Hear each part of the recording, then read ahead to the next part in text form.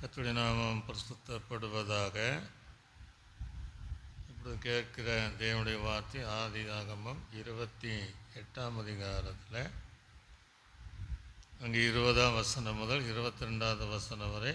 அப்பொழுது யாக்கோபு, தேவன் என்னோடு இருந்து நான் போகிற இந்த வழியில் என்னை காப்பாற்றி எனக்கு உண்ண ஆகாரமும் உடுத்த வஸ்திரமும் எனக்கு தந்து என்னை என் தகப்பன் வீட்டுக்கு சமாதானத்தோடு திரும்பி பண்ணுவாரானால் கர்த்தர் எனக்கு தேவனாய் இருப்பார். நான் தூணாக நிறுத்தின இந்த கல் தேவனுக்கு வீடாகும். தேவரே எனக்கு தரும் எல்லாவற்றிலும் நமக்கு தசம பாகம் செலுத்துவேன் என்று சொல்லி பொருத்தனை பண்ணி கொண்டான். உருங்கையால் இருந்தான். படுக்க தலகணி கூட இல்லை. போர்த்த கூட போர்வை இல்லை. பெத்தேலிலே ஒரு தரிசனத்தை கண்ட யாக்கோபு இவ்விதமாக சொல்லுகிறேன், நான் போகிறேன், நீங்கள் எங்களோடு இருந்து நான் திரும்பி வரும்போது என்னை ஆசீர்வதித்தார்.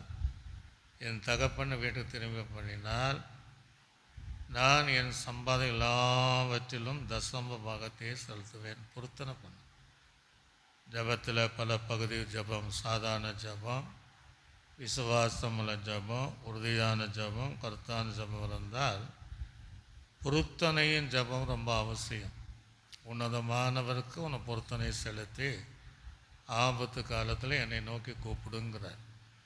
சில ஜபங்கள், சில காரியம் நமக்கு நிறைவேறலைன்னா பொருத்தனை செய்து நீங்கள் ஜபம் பண்ணி பாருங்கள்.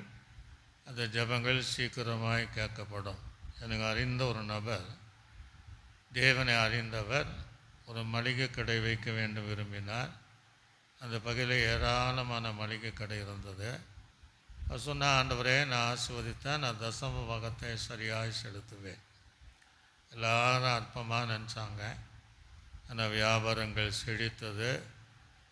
அந்த பொருத்தனின்படியாக சம்பாதிக்க எல்லாவற்றிலும் தசமாக செலுத்தினார். வர வர பார்த்திங்கன்னா அந்த கிராமங்களில் கர்த்தர் எல்லா அந்த வியாபாரியை காட்டிலும் அவனை உயர்த்தி வைத்திருந்தார்.